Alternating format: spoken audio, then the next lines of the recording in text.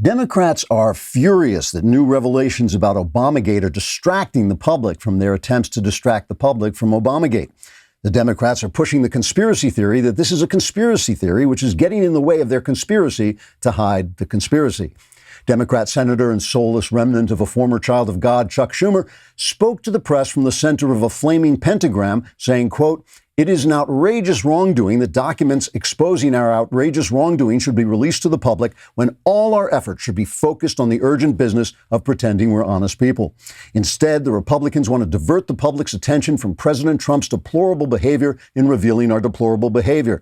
I cannot believe Trump has sunk so low that he actually reached the level where he could see what we've been up to," unquote. On CNN, Brian Stelter said he was so upset by the latest Obamagate revelations he had to go to bed for a good cry, although he felt much better after a talk with his dolly, who can call for her mommy and wet herself. Or maybe that's Stelter. It's hard to tell them apart. Stelter said, quote, "I am very disappointed that Republicans are becoming obsessed with this meaningless Russia case we were obsessed with. We will not allow ourselves to be dragged back into the lies and distortions of the past when we have moved on to an extremely new set of lies and distortions," unquote. Presumptive former Democrat presidential nominee Joe Biden, who said he knew nothing about Obamagate, then said he knew about Obama but not the gate, now says he knew about the gate but never met Obama, who seems like a really dishonest guy. Biden said, quote, "The first thing is that this is a total distraction, and that's the second thing. And the third thing is, oh, look, I can blow a bubble with my magic bubble wand," unquote. Trigger warning. I'm Andrew Klavan, and this is The Andrew Klavan Show. I feel hunky-dunky. Life is tickety-boo. Birds are winging, also singing hunky-dunky-doo. Ship-shaped, tipsy-topsy, the world is zippity-zing. It's a wonderful day, hurrah, hooray! It makes me want to sing. Oh, hurrah, hooray! Oh, hooray, hurrah! All right, we have a comment on YouTube, on the YouTube channel from C. Young. Klavan lies just as bad as the left.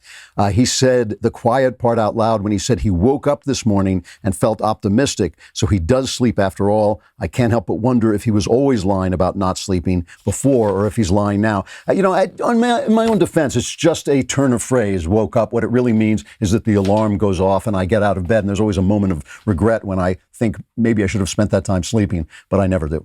To give the devil his due, the Democrat Party, but I repeat myself, is very good at messaging. Since the election of Donald Trump, they've been talking about the resistance. Think about that for a second. Resistance is a word that is meant to associate Democrat efforts with a grassroots people's movement against the powerful, against authoritarian government and big corporations.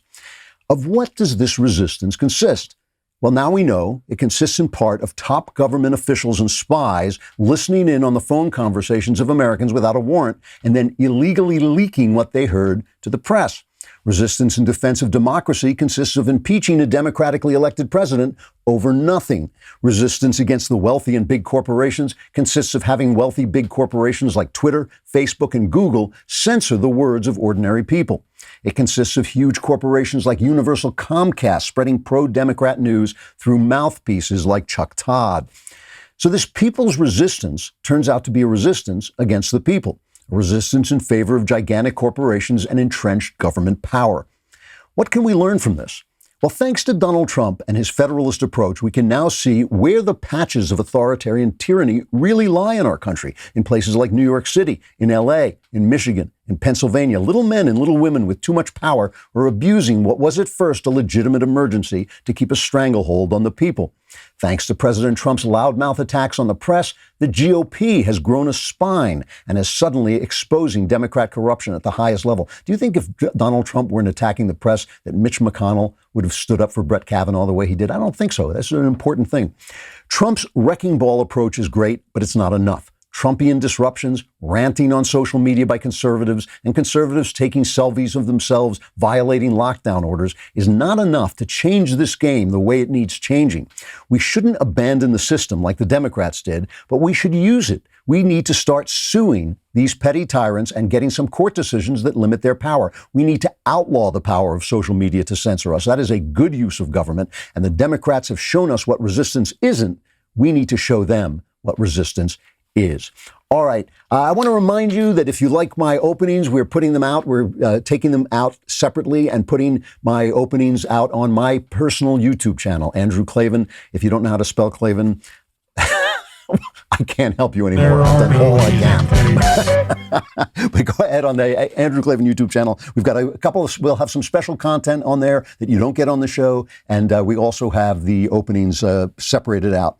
Let us talk about LifeLock, which is very important, especially now when you're online constantly, you're in your home, you want to be protected. You know, a recent study showed that researchers revealed a substantial rise in the number of cyber attacks performed by websites posing as Netflix. That's kind of crazy. Scammers are focusing more attention on people streaming content during this stay-at-home era. Nobody ever accused these criminals of being dumb, and hackers are shifting their resources away from targeting businesses and towards activities that can reach us directly in our homes. On average, over 2,600 coronavirus-related cyber attacks occur each day. So you got to protect yourself. And not only do you have to protect yourself, but if something goes wrong, if somebody grabs your identity, you need people to help you get it back. Every day, LifeLock, every day we put our information at risk on the internet, and cyber criminals keep finding new ways to steal identities. It's a good thing there's LifeLock. LifeLock is a leader in identity theft protection. LifeLock detects a wide range of identity thefts, like your social security number for sale on the dark web. No one can prevent all identity theft or monitor all transactions at all businesses, but LifeLock can see threats that you might miss on your own if you're just monitoring your credit. So join now and save up to 25% off your first year. Go to lifelock.com/Klavan. That's lifelock.com/Klavan for 25% off. And you do not want to go on the dark net without knowing how to spell Klavan. It's Klavan. That's it. Jenna Ellis, the wonderful Jenna Ellis, is going to join us later on in the show to talk about how we can use the law to fight back if our local authorities are abusing their powers. So let's first talk about what happened yesterday with the Obamagate scandal, which is spreading. You want to see the face of panic? You want to just see utter panic? Here's Chuck Schumer protesting that they have revealed who is unmasking Michael Flynn.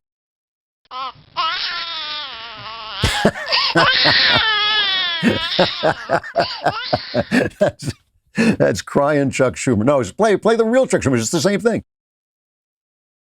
Instead of doing what they're supposed to do, Senate Republicans, coming up with answers to the COVID crisis, having oversight hearings to find out why small business isn't getting the lending, why we're not testing, why the hospitals are still hurting and not getting the money that they need. Instead of having hearings and oversight on that, they're coming up with these ridiculous conspiracy theories on Obama, and Chairman Johnson wants to go after Biden and this Hunter Biden's conspiracy theory, which came from the Russians of all people. This is amazing to me. What alternative universe do they live in?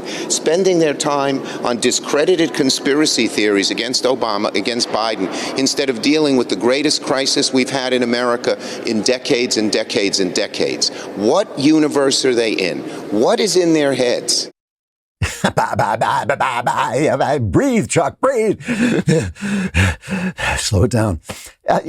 Obviously, this is a bad thing. Chuck Grassley, the senators, Chuck Grassley and Ron Johnson, they released this declassified list of Obama administration officials who, in the last days of the administration, were unmasking the conversations of General Flynn. And they did this, by the way. These things go back to way back before his conversation with the Russian ambassador Sislak. So we don't even know. They were obviously just hunting around. One of these people is your old friend, Uncle Joe Biden, who did it in he was 8 days away from leaving office, 8 days away from leaving office.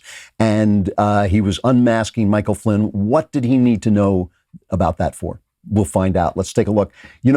Here's the thing. They're going to tell you, oh, this is a conspiracy theory. Oh, it's this or that. But let me replay this for you. A few days ago, I played this thing, George Stephanopoulos interviewing Joe Biden. Okay, so let's take a look at that.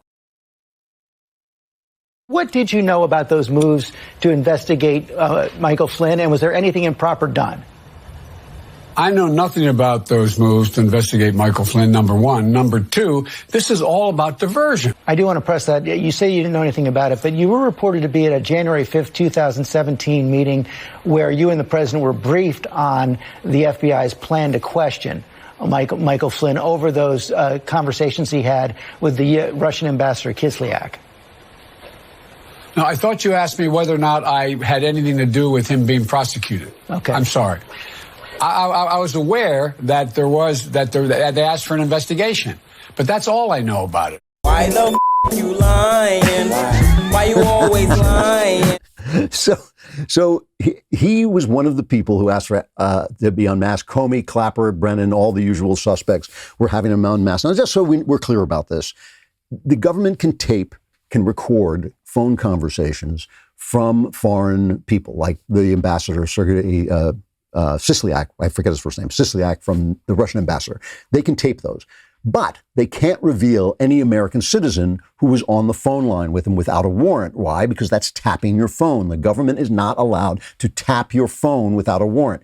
Now, if somebody in the government needs that information, namely an intelligence officer, a guy who's sitting around finding out what the Russians are up to, and he needs to know who they were talking to at a certain time, they can unmask, they can request that be unmasked.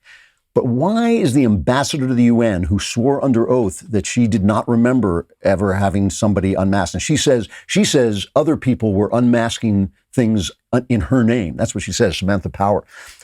Why is Joe Biden doing this? Why are ambassadors doing this? Why are ambassadors essentially bugging? Joe Biden is bugging somebody's phone without a warrant. That's what he's doing. Why is he doing that 8 days before the administration is over? So here's Trump's comment on this. This is cut 14.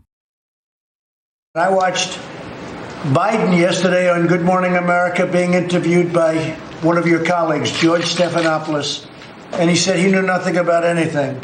He has no idea. He knows nothing about anything. Nothing at all. And then it gets released today that he was a big unmasker. So how do you know nothing if you're one of the unmaskers? It's one of the very big stories, and I suspect you'll have, if it's possible, even bigger stories coming out. Well, that's the thing. Remember, Durham is investigating this at the DOJ. And Durham, in Hollywood, we have what we call money pitches, because you have to pitch a movie 1,000,000 times before you get the guy with the money. First, you pitch it to an assistant, then you pitch it to a story editor, then you pitch it to this guy, then you pitch it to that guy. It goes on and on and on. And finally, you have the money pitch, which is the guy who can say, yes, here's your money, I buy this. Well, Durham is a money prosecutor. He's the guy who can come to your house and take you away in handcuffs. Now, I don't know if that's going to happen, except maybe to Peter Strzok. Maybe Peter Strzok did things. But this way, the Flynn thing was entrapment. Durham is not just looking at the Flynn thing. The Flynn thing is just the tip of the iceberg. There's more to this. There's more to this to come, and it's coming from a top-level money prosecutor who can do stuff about it. Rand Paul made this point. He has asked that Rick Grinnell is the guy who actually went into the building. He went into the building and got these papers and brought them out. And again, this would not be happening. This would not be happening if Trump weren't a wrecking ball against the press. This has given the GOP the spine it needs to fight back, because, conservatives don't get this. They don't get it. They shrug off the power of the press. The power of the press is not convincing you of the lies they tell. It's convincing people within the Beltway that if they make a move to the right, the press is going to fall on them like a ton of bricks, and it's going to matter. That's the thing. And the fact that Trump has taken them on the way he has, and is it like out of control sometimes? Yes, it is. Is it sometimes rude? Yes, it is. But the fact that he has taken them on has made them sort of wake up within the Beltway and start to say, oh, we can fight back against this. They weren't doing this before. I remember a Republican operative telling me years ago, he said to me, we are never going to win until we understand that we're running against the press. Trump gets this, and it has changed the game. So here's Rand Paul talking about what this means about Joe Biden. This got 6. When they were clamoring and saying President Trump was abusing his power by withholding this, much of it didn't center on legality. Remember, there was this debate over what was legal or illegal. Most people really gave up on the argument that President Trump did anything illegal. They said he was abusing his power to investigate a political opponent. Now, we rejected that, and then the president was acquitted in the Senate. But this is exactly the same kind of scenario. The vice president and a cabal of President Obama's inner circle abused their power to go after a political opponent and to bring him down, and then to plot with various ways to bring him down. Should we use the Logan Act? Should we, what are the ways that we can bring him down? Should we try to trick him into lying? So, yes, and it sounds like this was directed from the very top. That's an abuse of power. There's no question about it. That's an abuse of power. And this is Biden unmasking somebody to get to a guy who's running against their chosen candidate, Hillary Clinton. I mean, a lot of this is about this, and a lot of it may be. I mean, there's different, it's hard to know so far what the motives are exactly. Were they just trying to undermine the president? That's my suspicion, that they were just trying to scramble this presidency and make it impossible. It's kind of like the Uber version of removing all the W's from the typewriters, from the keyboards when George W. Bush came into office. It's a kind of nasty, dirty trick. But it also might have been to divert people from the fact that they covered up for Hillary Clinton, that they cleared Hillary Clinton when really she was guilty of using a private server to do government business. So it may have been that as well. Meanwhile, if this isn't important, why is the press covering it up? Why is the press not reporting this? This would be, look, you know for a fact that if this were Republicans unmasking Democrats, this would be the lead story for 3 years. For 3 years. Instead, CBS Evening News was the only. This is from MRC, our friends at News Busters. Wednesday's CBS Evening News was the only broadcast network to mention that Lieutenant General Michael Flynn's unmaskers had been exposed when one of them is the presumptive nominee for president of the Democrat Party. One of the unmaskers, the other networks didn't even mention it, and CBS tucked the latest Flynn case revelation into a 1-minute brief following a coronavirus report, very critical of President Trump. And meanwhile, Adam Schiff, whom we now know he lied. He's still on TV. He's still going on TV saying, "Oh, there's nothing here. I don't know what you're." Let me just show you how they depended on him. Play cut 10. This is also from MRC, from Media Research Center and the Newsbusters. This is how they treated Schiff during the Russia collusion hoax. Russians offered help. The campaign accepted help. The Russians gave help, and the president made full use of that help. And that is pretty damning. The top Democrat on the Intelligence Committee is warning today that there is already evidence that the Trump campaign colluded. Adam Schiff, the top Democrat, saying there is significant evidence of collusion. Adam Schiff saying there is, quote, significant evidence of collusion. According to Congressman Adam Schiff, who attended the hearing today, President Trump and Trump Jr. had a conversation. This is something that Adam Schiff, the ranking member of the House Intelligence Committee, brought up today. We heard from Adam Schiff. According to Schiff, here's Adam Schiff. As soon as Adam Schiff and company walk out of that closed-door hearing, let us know. Little pencil neck Adam Schiff. So meanwhile, the DOJ has dropped the case against Flynn, right? The judge overseeing the government's case against Michael Flynn appointed a retired judge to argue against the government's motion to dismiss. So the prosecution doesn't want to prosecute. Obviously, the defense doesn't want to prosecute it. The judge is calling for a judge to come in and argue for his prosecution. That is a remarkable political move. That is a remarkable hack move.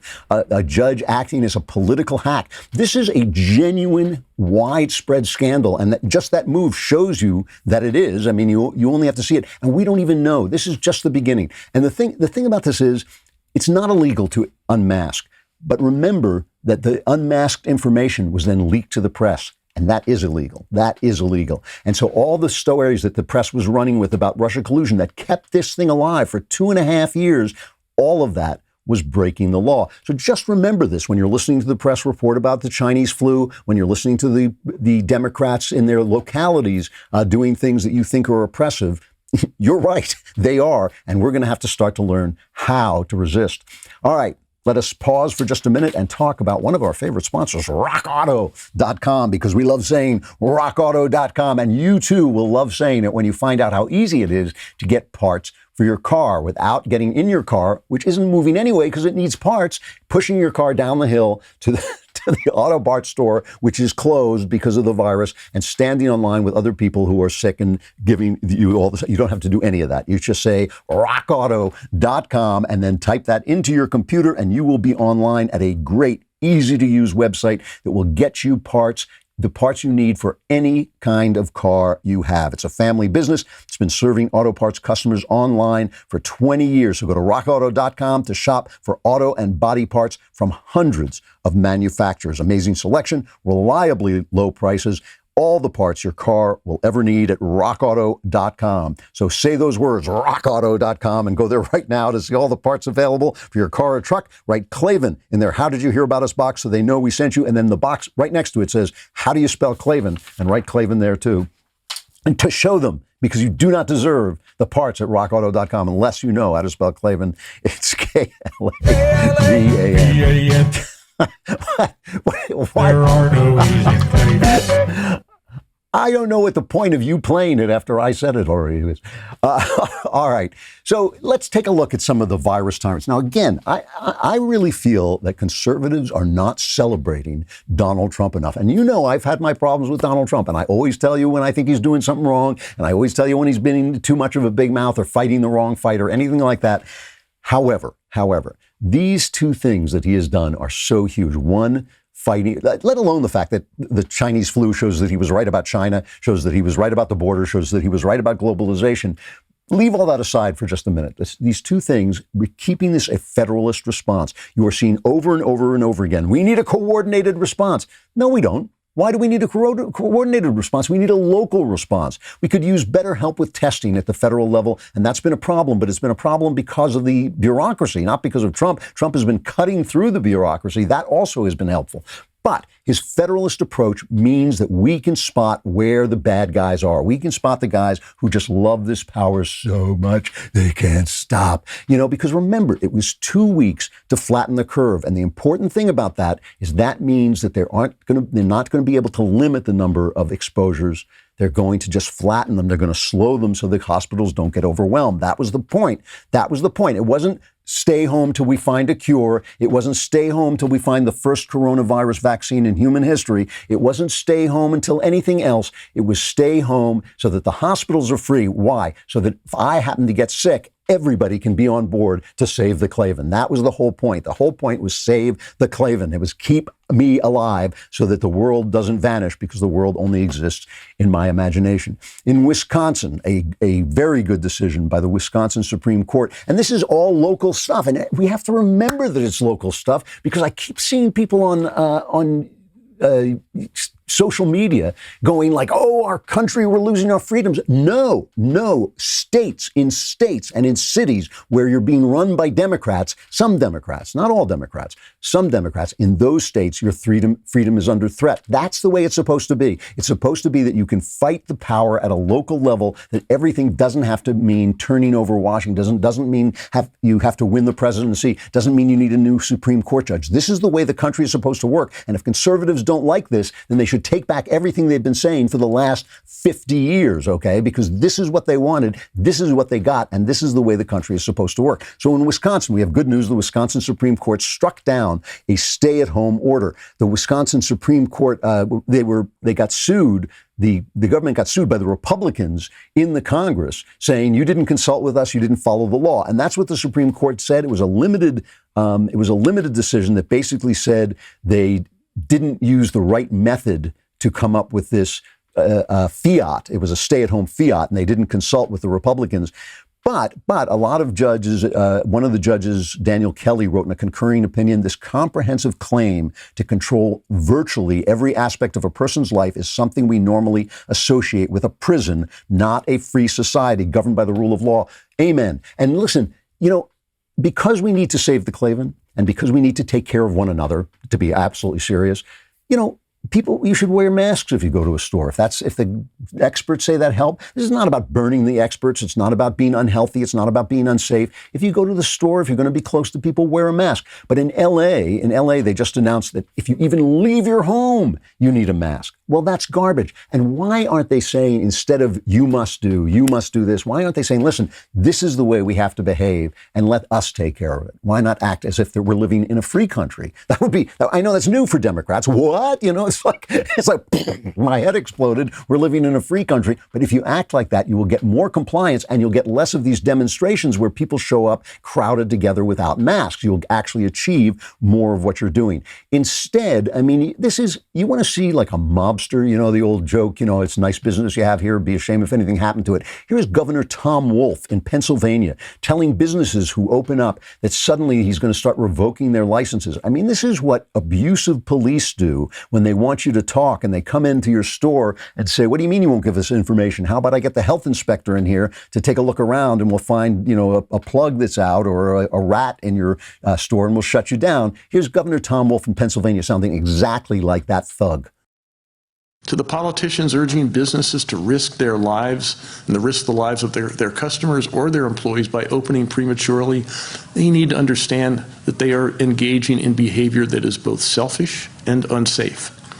You business owners, these politicians put you at risk of losing your health department certificate. They put you business owners at risk of losing your liquor license. They put you business owners at risk of losing your certificate of occupancy. All of these depend upon your doing everything you can to keep your patrons safe. And by opening before the evidence suggests you should, you're taking undue risks with the safety of your customers. What if an employee, even the manager say, was assaulted?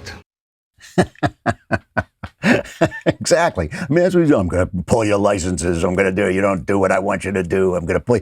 This is Pennsylvania where the horrible Dr. Rachel Levine, who's a transgender person, and, you know, she, whatever it is telling people, don't call me, don't misgender me. Well, this dishonest person, you know, had her mother transferred from a nursing home facility, her 95-year-old mother, while they had issued a rule, the state issued a rule on March 18th that said elderly care facilities must continue to accept new admissions and receive readmissions for current residents who have been discharged from the hospital who are stable. The rule may have contributed to the significant death toll the pandemic has wrought in the state's care facilities. The overwhelming majority of deaths in the state have occurred in nursing homes, more than 2,400 of the state's nearly 4,000 deaths. So while they're making that rule, Dr. Rachel is scooting her old mom out of the care facility. So you know how she's always making these speeches with the person doing the hand signals for deaf people. You know, we can't read those hand signals, but what she's saying is, Mom, get out. My rules are going to kill people. Run for your life. So these corrupt, overburdening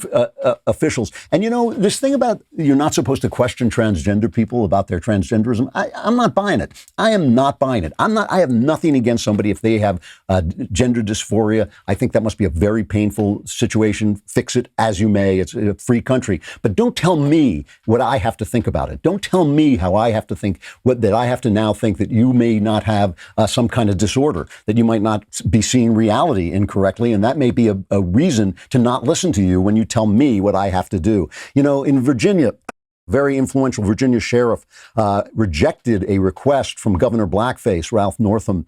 I wonder if he wears like a mask that makes him look like Michael Jackson to help him with his imitations. Come on. Come on, man. That's just cruel. Why do you guys let me say that? I blame you guys for letting me say stuff like that. He says he just won't enforce the business lockdown in parts of northern Virginia. This is Culpeper County Sheriff Scott Jenkins. I mean, this is like the battleship Potemkin when finally the army and the law officers turn against you. You have become tyrannical. You've become tyrannical. He says, my response to the request that we close these businesses, he says, we will not trample on the constitutional freedoms of our citizens to enforce an edict of the governor. I do not speak for any of the other jurisdictions in the health district. This is amazing. And, you know, you get this when you listen to Gretchen Whitmer. Listen to her talking about her orders. What we need to do is continue what we have done. It's working. And for people that want to voice their frustration, that's fine.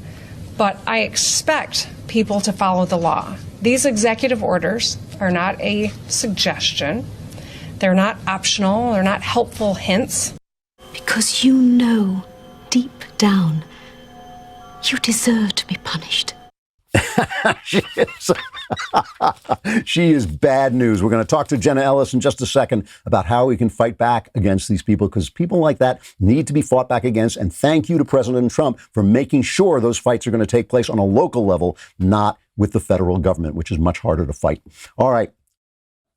Let us talk about Ring doorbells. You may not be traveling, but you want to be able to see around your house and talk to anybody who comes to your house, especially with all the people delivering stuff. I mean, we get a lot of deliveries. You want to be able to see who's out there. You want to be able to see without necessarily getting out of bed at night. Ring helps you with all that stuff. Ring is on a mission to make neighborhoods safer. Their home security products are designed to give you peace of mind around the clock, from video doorbells and security cameras to smart security lighting and alarm systems. Ring has everything you need to make sure your family and belongings are safe and secure anytime, anywhere. They've got an all-new Ring Video Doorbell 3. You can keep an even closer eye on things than ever before. It's incredibly useful and incredibly reassuring to be able to talk to people when they come to your house, to be able to look outside and see what's there and whether your packages are safe.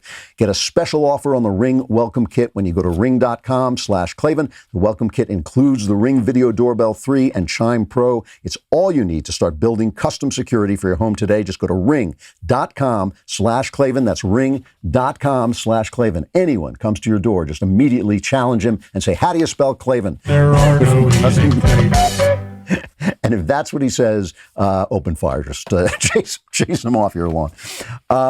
All Access. If you guys do not go on and order All Access membership and get a 10% off with the coupon code Klavan, Knowles is going to have more subscriptions than I do. And that is a purely, I mean, talk about resistance. I resist that notion. That is completely unacceptable. So you want to go to dailywire.com/subscribe and put in Klavan. It's Klavan. You'll get all kinds of good stuff. That's right. Including, most importantly, you'll be able to be in the mailbag and solve all your problems. And then you'll be sane enough to see that you must not let Knowles get more subscriptions than I do. It will mean a life of shame for the rest of your life. You do not want that to happen. All right, Jenna Ellis is coming right up.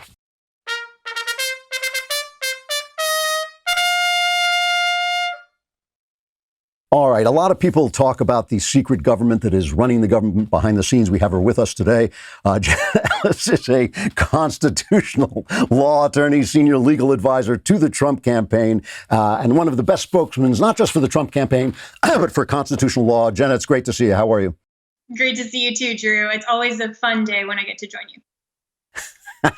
That's great. It's great to have you here. Well, let's start with just talking about this Wisconsin rule. This was a pretty narrow rule. It was just saying they did this the wrong way. But does it speak at all to our need to get these guys off our back a little bit? Oh, 100%. And I want to read the best quotation from Justice Rebecca Bradley from this decision. She said, quote, "It is constitutionally impermissible for the legislature to authorize the head of an administrative agency to unilaterally compel the 5.8 million citizens of Wisconsin to stay home, close their businesses, and face imprisonment if they don't comply." That is a huge statement that I think needs to ring around the country to say, stop it to these tyrannical, overreaching executive agencies and governors that are trying to do things under the auspices of the coronavirus just to get more and more power into their executive branch without the checks and balances of the legislature and also we the people. So, you know, I've been saying repeatedly, because sometimes conservatives don't see what's right in front of their eyes, that I really do appreciate President Trump's keeping this under the federalist system. He has let the governors run with this. Now, because we have a federalist system, states and municipalities have more power during a health crisis than the federal government is supposed to have. How much power do they have? I mean, is there a way that we can challenge things that we think when they're shutting down our business? They said flatten the curve. The curve has been flattened. Now they're saying in LA, they're saying we have to wait till there's a vaccine, which may be never. What do they have the power to do this, and how can we stop them? Well, they don't have the power to unilaterally overreach. And, I was willing as a constitutional law attorney to give the governors and the states pretty wide latitude initially, because they do have police power under the 10th Amendment to make sure to balance the health, safety, and welfare of American citizens, especially in the middle of a pandemic. And when we didn't know what was going on, when we wanted to flatten the curve, that made sense initially. And the government did have an articulable, compelling interest. And it needs to be, though, narrowly tailored. And here, when you have governors just extending this for no rational reason and not according to any sort of science, I mean, they're just kind of stabbing in the dark here, because they don't actually know that the stay-at-home orders are going to help further that interest. I mean, look at what happened in New York, where staying at home actually added to the amount of cases there in New York.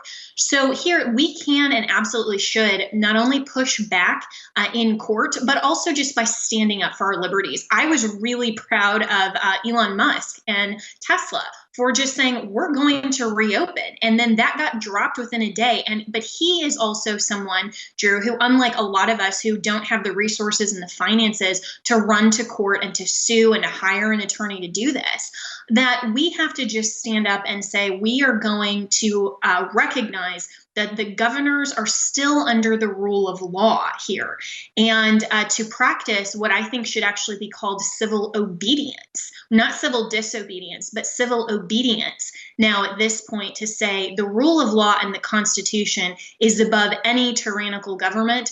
And again, it's not for us to necessarily just always unilaterally determine how that applies to us. But when there is such a just insane amount of overreach here, we, the people, can stand up, because health, safety, and welfare is not just about physical health. And even the coronavirus isn't the only threat to physical health, but health, safety, and welfare includes every element of mental health, everything else, as well as the economy, providing for our families.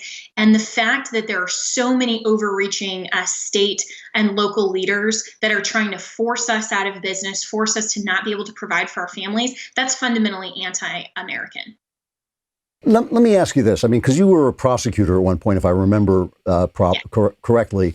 So, Elon Musk, he's got all this money. Let's say you're just a local business and you're hurting because your business has been closed, so you don't have a lot of money. What steps can you take? I mean, besides reopening and getting arrested, which would be the heroic thing to do, but what is the rational, within the system way to challenge these people? How can you bring a lawsuit if you don't have the money? Are there places to go where you can get somebody to represent you and to say, you have no right to do this, where you will actually be heard?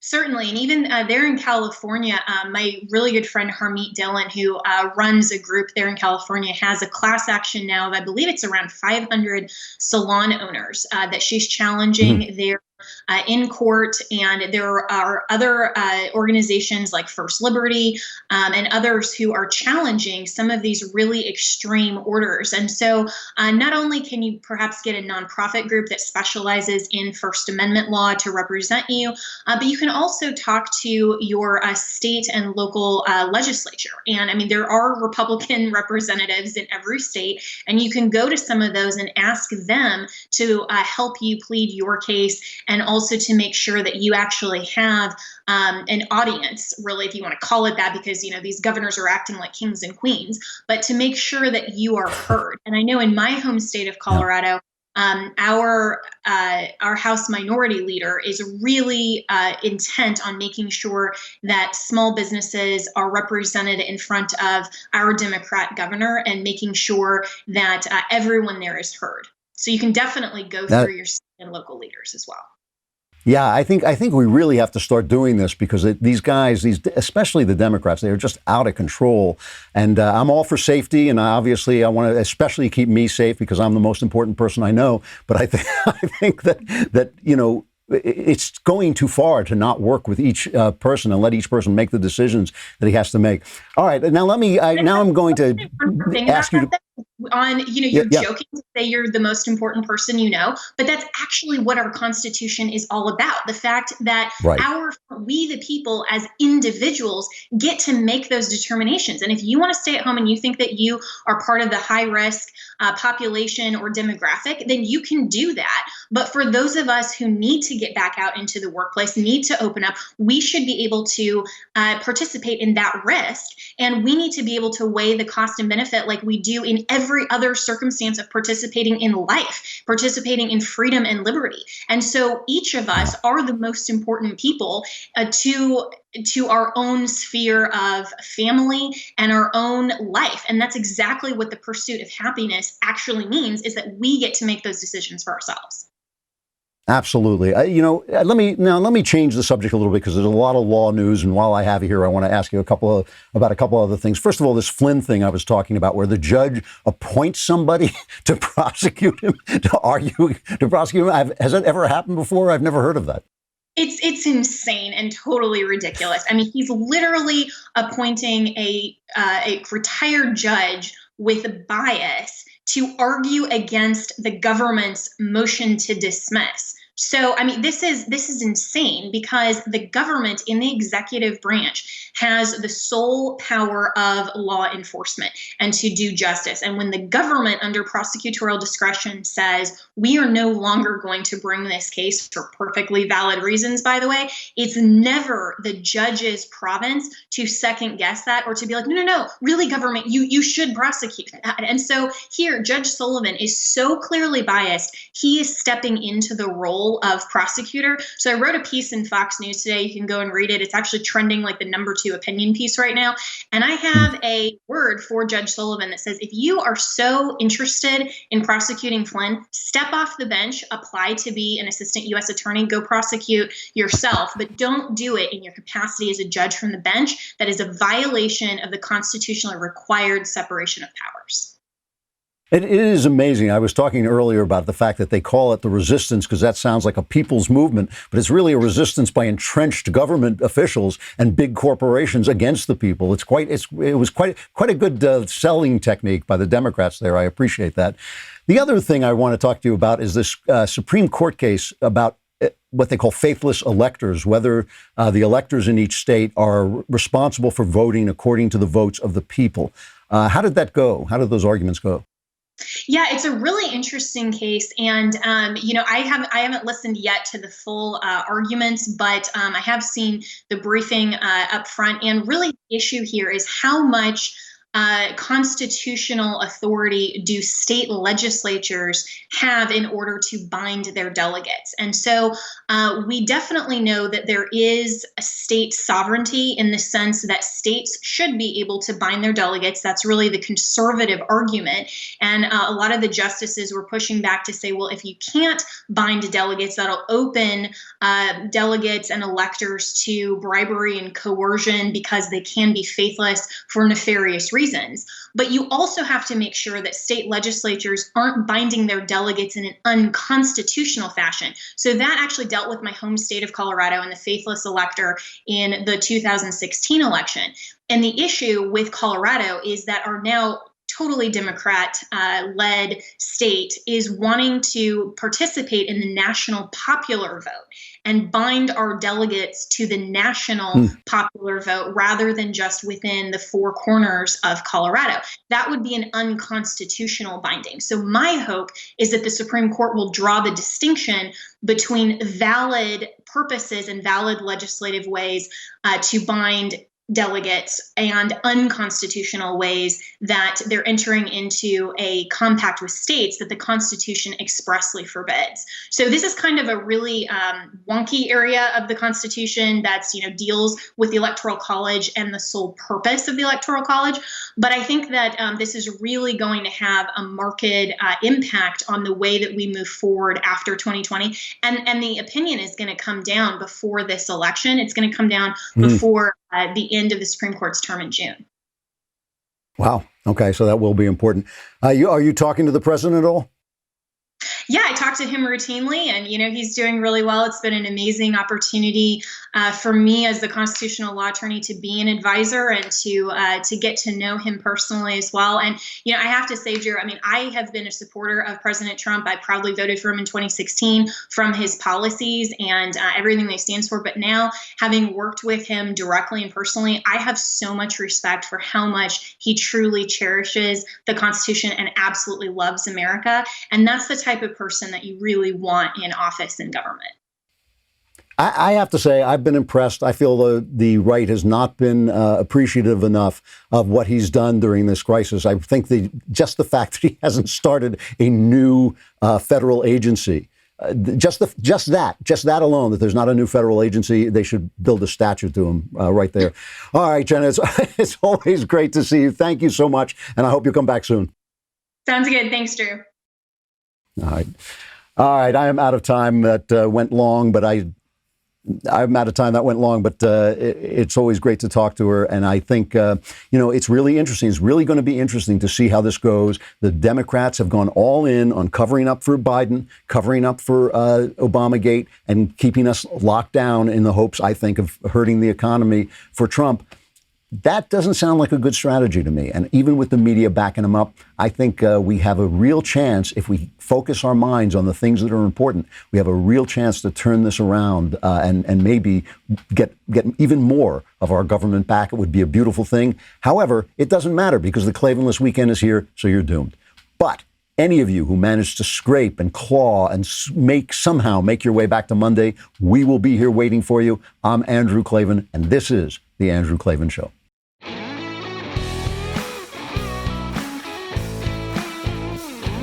The Andrew Klavan Show is produced by Robert Sterling and directed by Mike Joyner. Executive producer, Jeremy Boring. Technical producer, Austin Stevens. And our supervising producer is Mathis Glover. Assistant director, Pavel Wydowski. Edited by Adam Sayevitz. Audio mixed by Robin Fenderson. Hair and makeup is by Jesua Alvera. Animations are by Cynthia Angulo. Production assistants, McKenna Waters and Ryan Love. The Andrew Klavan Show is a Daily Wire production. Copyright Daily Wire 2020.